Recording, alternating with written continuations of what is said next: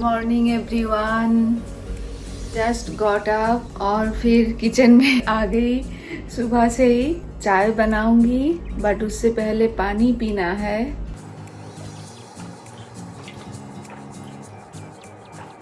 मैं सुबह पानी पीते पीते और फिर उसके बाद चाय पीते पीते 10-15 मिनट्स तक मैं घर पे ही ऐसे वॉक करती रहती हूँ। आप सोच रहे होंगे कि मैं बाहर क्यों नहीं गई। पहले मैं बाहर जाती थी, बट उसके लिए बहुत सारा प्रॉब्लम हो रहा था, तो मेरा मतलब हफ्ता में 4-5 दिन मिस हो जाता था। तो उसके बाद मैं ये तरीका निकाला, एटलीस्ट वॉकिंग तो हो रहा है, इसीलिए मैंने ये घर पे ही स्टार्ट किया। और ये मैं एक भी दिन मिस नहीं करती हूँ। एक दिन भी अगर मिस किया ना तो मेरा पूरा दिन पूरा स्लगिश हो जाता है। और ये वॉकिंग करते करते I breathe in positivity and exhale out all negativities, क्योंकि मुझे लगता है कि मॉर्निंग कैसे हम स्टार्ट करेंगे वो डिटरमाइन करता है पूरा दिन हमारा कैसा जाएगा। तो ये जो फर्स्ट 15 मिनट्स है मेरा एक दिन का, वो मैं कम्प्लीटली मी टाइम पे ही रखती हूँ। मैं किसी की बारे में भी नहीं सोचती हूँ, कोई काम के बारे में नहीं सोचती हूँ, बट एक काम मैं जरूर करती हूँ जो मुझे लगता है कि सभी को ये करना चाहिए, no matter how successful you are in life. वो जो सबसे इम्पोर्टेंट बात मैं थोड़ी ही देर में आपको बता रही हूँ, बट पहले मुझे मेरा मॉर्निंग टी चाहिए अभी। ये भी मेरा एक मॉर्निंग रूटीन है जो मैं एवरी मॉर्निंग करती हूँ। फेस वॉश करने के बाद थोड़ा सा मॉइस्चराइज करती हूँ और लिप बाम लगाती हूँ। रिमिल अभी तक उठी नहीं, शायद उठ जाएगी, क्योंकि मैं उठने के बाद ही वो जो साउंड होता है उसमें से वो उठ जाती है, तो आ जाएगी शायद अभी। उससे पहले मैं थोड़ा कुछ काम कर लूँ इधर। मैं आपको दिखा दूँ मेरा किचन। ये मैं लास्ट नाइट को ही क्लीन करके रखती हूँ, तो फिर सुबह उठने के बाद थोड़ा सा काम कम होता है। और ये क्लीन किचन देखने के बाद काम स्टार्ट करने का भी एक अलग सा एनर्जी आ जाता है मन में। कभी कभी अगर किचन क्लीन नहीं कर पाती हूँ रात को, तो फिर सुबह उठने के बाद वो देख के मेरा दिमाग ही नहीं काम करता है। मैं कहाँ से स्टार्ट करूँ क्लीन करना, कहाँ खत्म करूँ, ये मुझे बिल्कुल भी समझ में नहीं आता है। और सब कुछ काम करने में बहुत टाइम लग जाता है, तो इसीलिए मैं लास्ट नाइट को ही सब काम फिनिश करके ही मैं सोने के लिए जाती हूँ। और भी कुछ काम रात को मैं करती हूँ, जैसे कि कुछ दाल वगैरह बनाना हो तो फिर वो भिगो के रखती हूँ, या फिर स्प्राउट बनाना पड़ता है तो फिर वो भी भिगो के रखती हूँ, तो फिर ब्रेकफास्ट खाने में थोड़ा इजी हो जाता है। रात भर रहता है बाहर, तो इसीलिए मैं थोड़ा सा वॉश भी कर लेती हूँ सुबह उठने के बाद ही, वो सब दाल स्प्राउट सब कुछ।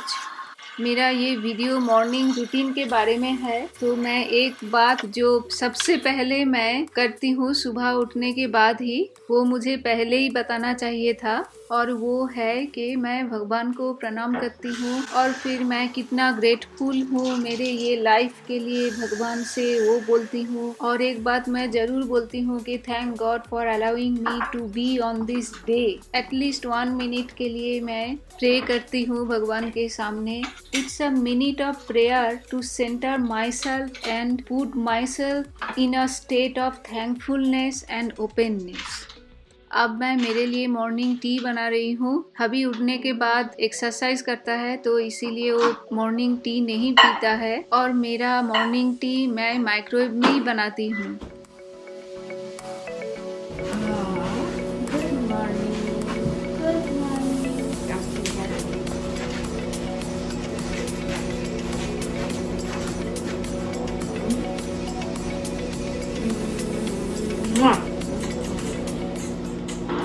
और सुबह उठने के बाद एक जादू की झप्पी तो बनता ही है, and lots of kisses to.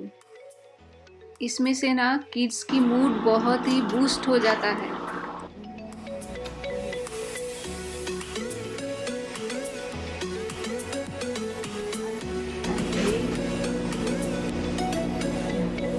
Just drink water. पहले सुबह उठने के बाद ही वो couple of pieces of soaked almond खाती थी, लेकिन अब नहीं खा पाती वो, क्योंकि उसके मुंह के अंदर जो ब्रेसेस है उसके लिए डॉक्टर ने मना किया है।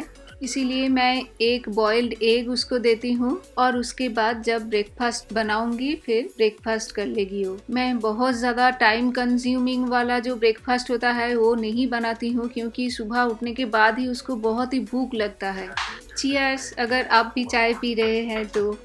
अब मैं चाय पीते पीते छोटा मोटा जो काम रहता है वो मैं करूँगी। मैं पनीर बनाने वाली हूँ आज, तो इसीलिए मिल्क निकाल रही हूँ फ्रिज के अंदर से।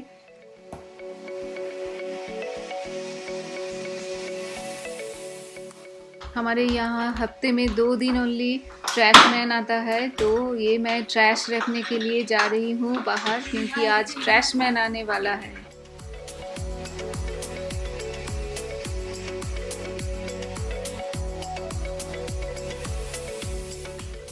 और जब से समर वैकेशन स्टार्ट हुआ है रिमिल की, तब से हम कभी कभी ये बाहर पोर्च में आके बैठते हैं। तो रिमिल को बहुत ही पसंद है और सेम टाइम को मैं यूटिलाइज कर लेती हूँ। फैमिली मेम्बर्स के साथ बात करती हूँ और रिमिल को भी वो पसंद है। सब मिल के हम बात करते हैं, बहुत सारे हंसी मजाक होता है, वो उसको बहुत ही पसंद है। और हमारे घर में जो नया मेहमान आया है रिमान, उसको मैं 1-2 दिन में नहीं देखती हूँ तो मुझे इतना खराब लगता है कि क्या बताऊँ। रिमिल के बाद वो ही सबसे छोटा मेंबर है हमारे घर का, और मैं भी फर्स्ट टाइम मौसी बनी हूँ, तो एक दिन भी अगर नहीं देखती हूँ उससे तो बहुत ही खराब लगता है। और अब मैं आपके साथ शेयर करने जा रही हूँ जो इम्पोर्टेंट बात मैं वीडियो की पहले जो वॉकिंग करते करते आपको बताने वाली थी। वो इम्पोर्टेंट थिंग जो मेरे लिए लाइफ चेंजिंग एक मॉर्निंग रूटीन हो गया, वो है विजुअलाइज करना। जो आपका गोल है आपकी लाइफ का, वो तो आपको पता ही है। अगर आपको डॉक्टर बनना है तो फिर आपका गोल आपके सामने है कि मुझे डॉक्टर बनना है, और फिर आपको अगर कुछ नया बिजनेस सेटअप करना है तो फिर आपका गोल क्लियर है कि मुझे बिजनेस ओनर बनना है।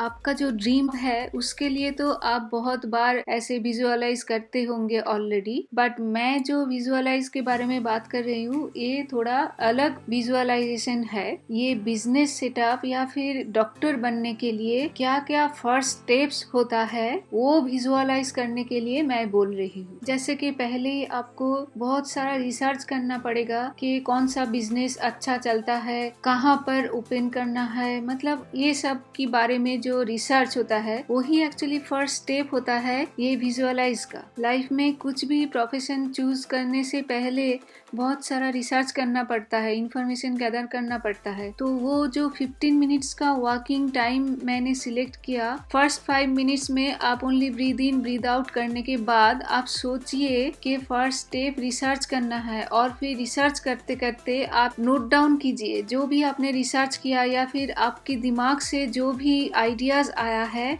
वो आप नोट डाउन कीजिए एवरी डे। आप सोच भी नहीं सकते कि 30 डेज के अंदर कितना प्रोग्रेस हो गया होगा आपकी ड्रीम का। आप अगर ऑलरेडी सक्सेसफुल हो गए हैं लाइफ में या फिर सेटल डाउन है, वेल सेटल डाउन, तो आप सोच रहे होंगे कि मैं ये वीडियो देख के क्या करूंगी, लेकिन आपका भी काम का है ये विजुअलाइजेशन, क्योंकि लाइफ में तो प्रॉब्लम्स तो आता ही है। लाइफ है तो प्रॉब्लम भी है साथ साथ में, आप उसको इग्नोर बिल्कुल भी कर नहीं सकते हैं। तो लाइफ में कुछ भी प्रॉब्लम के लिए ये जो विजुअलाइजेशन का प्रोसेस है ये आप अप्लाई कर सकते हैं, तो फिर आपको सॉल्यूशन आ जाएगा। एक दिन में नहीं सही, लेकिन with in couple of days you will find your solution easily. यहाँ पे मैं आप लोगों के साथ मेरा एक लाइफ एक्सपीरियंस शेयर करने जा रही हूँ, बट प्लीज मेरे ये स्टोरी को आप गलत मतलब मत निकालना, और आप ये भी मत सोचना कि मैं ब्रैग कर रही हूँ। ये जस्ट मैं शेयर कर रही हूँ कि ये स्टोरी सुन के आप भी थोड़ा सा मोटिवेट हो जाए और अपने लाइफ के लिए या फिर अपने बच्चों के लिए या फिर कोई भी पर्सन के लिए आप ये प्रोसेस फॉलो करें और आपका लाइफ भी अच्छा हो जाए। रिमिल जब 3rd ग्रेड में थी उसकी मैथ का स्कोर बहुत ही खराब आ रहा था, और उस टाइम हम दोनों बहुत ही बिजी थे हमारे जॉब को लेके। पहले लगा कि ठीक है, it's okay, sometimes it might happen, but ये ठीक नहीं हुआ। वो डे बाय डे खराब ही होने लगा। बहुत सारे डिस्कशंस हुआ हबी के साथ, फ्रेंड्स के साथ, लेकिन कुछ भी सॉल्यूशन मुझे अच्छा नहीं लगा। उससे कुछ दिन पहले ही मैं एक यूनिवर्सिटी का जर्नल से ये विजुअलाइजेशन का प्रोसेस पढ़ रहा था, तो मैं सोचा कि ठीक है मैं ये एक बार ट्राई कर लूँ। तो फिर मैं सोचती रही ऐसे ही सुबह उठ के, तो मुझे कपल ऑफ आइडियाज आया और मैं हस्बैंड के साथ शेयर भी किया। Then we took some decisions and actions also on it. You won't believe कि within 3 months she started getting 100% on every test and qualified for gifted identification program. And I am not finished yet. In 4th grade teacher मुझे mail किया कि रिमिल अभी तैयार हो गई है 6th grade level की मैथ करने के लिए। तो फिर I am sending you one website and just keep working on her from that website. I am not going to give her any class work in the classroom from now. और फिर teacher ने recommend किया vice principal या फिर principal को रिमिल की math में double promotion के लिए। हम आ गए हैं थोड़ा एक्सरसाइज और मेडिटेशन करने के लिए। उसके बाद रिमिल को 2 टेस्ट लेना पड़ा। फिर दोनों ही टेस्ट में वो बहुत ही अच्छा स्कोर किया और सिलेक्टेड हो गई। हमारे पूरा काउंटी से ओनली 17 किड्स सिलेक्टेड होता है इस प्रोग्राम के लिए, थाउजेंड्स ऑफ किड्स के अंदर से, और रिमिल वाज वन ऑफ देम। और अभी भी वो प्रोग्राम चल रहा है, ये चलेगा कॉलेज तक। कॉलेज में भी उसको एक्स्ट्रा क्रेडिट मिल जाएगा, जैसे कि वो अब 6th ग्रेड में है लेकिन अब 8th ग्रेड का मैथ कर रही है। आप बोलेंगे कि इसमें मेरा कौन सा कंट्रीब्यूशन है? मेरा कोई भी क्रेडिट नहीं है, all credit goes to Rimil, right? क्योंकि उसके अंदर में वो टैलेंट था तो उसने वो सक्सेस भी हासिल किया। बट फिर भी मुझे लगता है कहीं ना कहीं मेरा भी थोड़ा सा कंट्रीब्यूशन इसमें था। अगर मैं 3rd ग्रेड पे सबके ओपिनियन सुन के छोड़ देती उसको कि ठीक है, हाँ अभी बहुत छोटी है तो बाद में देखूंगी, अगर बहुत ज्यादा खराब होगा तो फिर हम कुछ स्टेप्स लेंगे। बट मैंने वो नहीं किया और मैं सोचती रही, और वो विजुअलाइज की जो प्रोसेस है वो मेरे ऊपर ही मैं करती रही। और with in couple of days I got all the ideas and solutions. मुझे लगता है कि बच्चों का अगर बेस मजबूत हो जाए तो फिर बाद में जाके हमें परेशान नहीं होना पड़ेगा। होप मेरा ये स्टोरी सुन के आपको थोड़ा सा मोटिवेशन मिल गया होगा। So please get up and start walking. बहुत सारा पॉजिटिविटीज के साथ आप ब्रीद इन करो और आपके अंदर में जो भी नेगेटिविटी है, नेगेटिव पीपल है आपके लाइफ में, सबको बाहर निकाल दो एक्सेल के साथ साथ। अब तो हमारा समर ब्रेक चल रहा है और ये तो थोड़ा डिफरेंट ही समर ब्रेक है। कोई भी एक्टिविटीज भी नहीं है, नहीं तो रिमिल की स्विमिंग लेसन रहता है इस टाइम पे। तो कभी भी मैं उसके साथ ऐसे एक्सरसाइज नहीं किया पहले।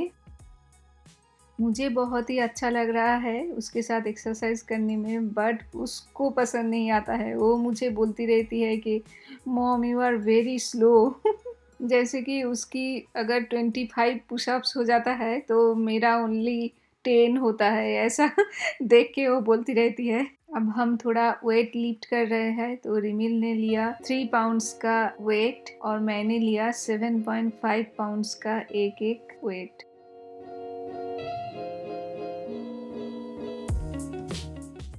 मेरा कुछ हेल्थ इश्यूज हो गया था तो इसीलिए मैं बहुत सारा एक्सरसाइज नहीं करती थी, but slowly I have started doing exercise and slowly I am getting in their. मेरा हैबिट भी एक्चुअली शायद ऐसा ही है। मैं जो भी करती हूँ बहुत स्लोली करती हूँ, वो जितना भी इम्पोर्टेंट हो या फिर अनइम्पोर्टेंट हो, मैं बहुत ही ध्यान दे के बहुत ही केयरफुली मैं काम करती हूँ। मैं ये नहीं सोचती हूँ कि हाँ I put on some weight so I have to lose it within 2 months। ऐसा मैं बिल्कुल भी नहीं करती हूँ। जो भी करती हूँ थोड़ा टाइम लेके बट प्रॉपरली करती हूँ। एक्सरसाइज खत्म करने के बाद अब मैं आ गई हूँ किचन पे। ये मैं मील गरम करने के लिए डाल रही हूँ। पनीर बनाऊंगी तो इसीलिए थोड़ा सा हेवी व्हिपिंग क्रीम भी मैंने ऐड किया, क्योंकि उसमें से ना बहुत ही सॉफ्ट बनता है पनीर। मिल्क बॉईल होने में टाइम लगेगा तो इसीलिए मैं साइड में ब्रेकफास्ट भी बनाऊंगी। रिमिल एक्सरसाइज करने के बाद चली गई है, एक ऑनलाइन मैथ क्लास करती है, वो करने के लिए। मैं जनरली स्मूदी बनाती हूँ एक्सरसाइज के बाद। बाद पीने के लिए। तो ये थोड़ा सा रिमिल भी पिया और मैं भी पीते पीते ब्रेकफास्ट बनाने के लिए आ गई हूँ। ये जो चना दाल मैं सोक करके रखा था लास्ट नाइट को, उसको मैं ग्राइंडर के अंदर डाल रही हूँ और हाफ मैंने रख दिया दाल बनाने के लिए। यहाँ पे एक फनी थिंग हुआ, मैं जब रिकॉर्ड कर रही थी ये वीडियो तब ये कॉल आया था तो रिकॉर्डिंग ऑफ हो गया था और मैं भूल गई ऑन करने के लिए, क्योंकि जब मैं देख रही थी कि ऑन है कि नहीं है, वो मुझे दिखा रहा था कि हाँ इट्स रिकॉर्डिंग, बट वो बटन मैं क्लिक करना भूल गई बिल्कुल भी। तो वो जो चना दाल का पेस्ट मैं बनाई थी उसके अंदर मैं पहले ग्रीक योगर्ट डाला, फिर उसके बाद थोड़ा सा सॉल्ट, फिर बेकिंग पाउडर और cinnamon powder, stevia 1 table spoon, और जो मैं यहाँ पे नहीं दिखाया वो है 1 कप ऑफ ओट्स फ्लावर, जो ओट्स मैं ग्राइंडर पे ग्राइंड कर लिया था, और हाफ कप सूजी। सब कुछ एक साथ में मिला के, और अगर जरूरत पड़े तो थोड़ा थोड़ा करके वाटर उसके साथ मिला के मिक्स करना है और 10 मिनट्स तक उसको छोड़ देना है, क्योंकि सूजी है तो वो थोड़ा सा पानी सोक कर लेगा। फिर उसके बाद अगर थोड़ा सा और जरूरत पड़े तो पानी मिक्स करके फिर मैं ये कपकेक बना रही हूँ। तो कपकेक मेकर को ऑन कर दिया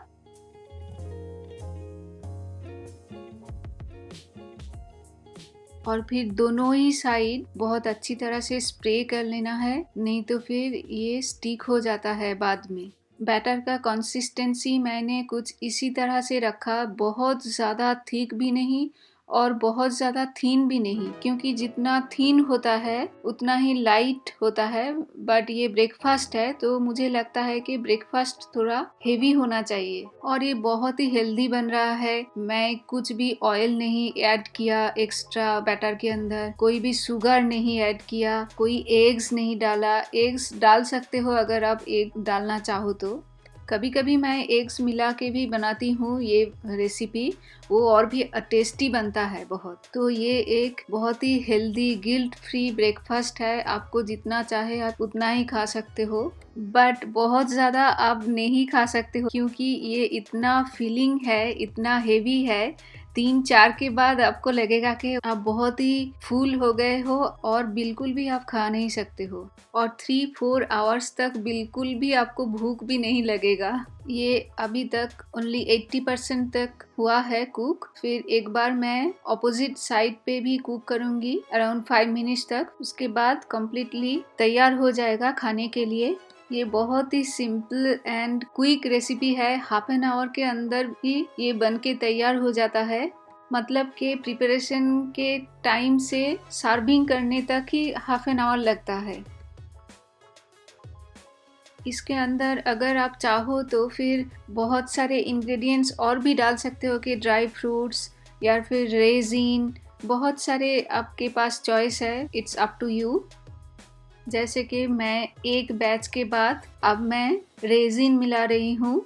ये कपकेक आप स्वीट एंड सेवरी बोथ ही बना सकते हो। इसके अंदर आप grated carrots, grated beans, grated cabbage, जो भी इसके साथ जा सकता है तो वो आप मिला के बना सकते हो। आप देख रहे हैं कि कितना फ्लफी हुआ है, कितना सॉफ्ट है। Whipped cream and cinnamon on top, ये रिमिल की चॉइस है, और मेरी हबी को पसंद है पीनट बटर एंड जेली के साथ ये खाना। So option is endless, whatever you want you can choose according to your taste. और एक काम मैं करती हूँ, जब भी ये बनाती हूँ ज़्यादा बना लेती हूँ, बहुत ज़्यादा नहीं लेकिन थोड़ा सा ज़्यादा बना के ये ऐसे कंटेनर के अंदर मैं फ्रीज के अंदर रख देती हूँ। तो फिर ब्रेकफास्ट या फिर स्नैक टाइम पे भी अगर ज़रूरत पड़े तो हम गरम करके खाते हैं। और गरम मैं इसी के अंदर ही मैं करती हूँ, ये साफ करके रख देती हूँ और इसी के अंदर ही मैं गरम करती हूँ, माइक्रोवेव में नहीं डालती हूँ। तो फिर एकदम वो फ्रेश वाला टेस्ट ही आता है हमें।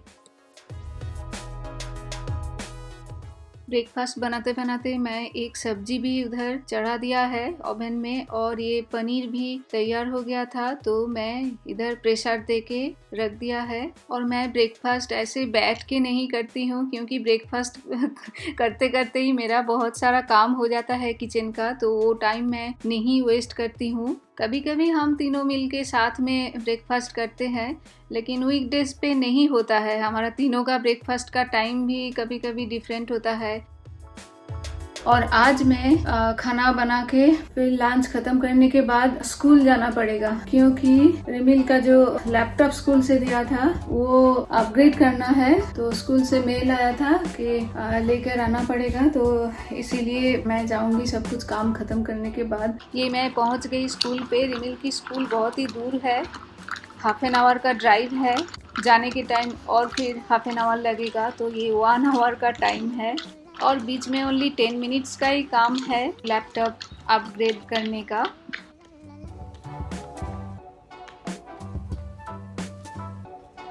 तो आज का मेरा ब्लॉग कैसा लगा? सी यू नेक्स्ट टाइम, बाय।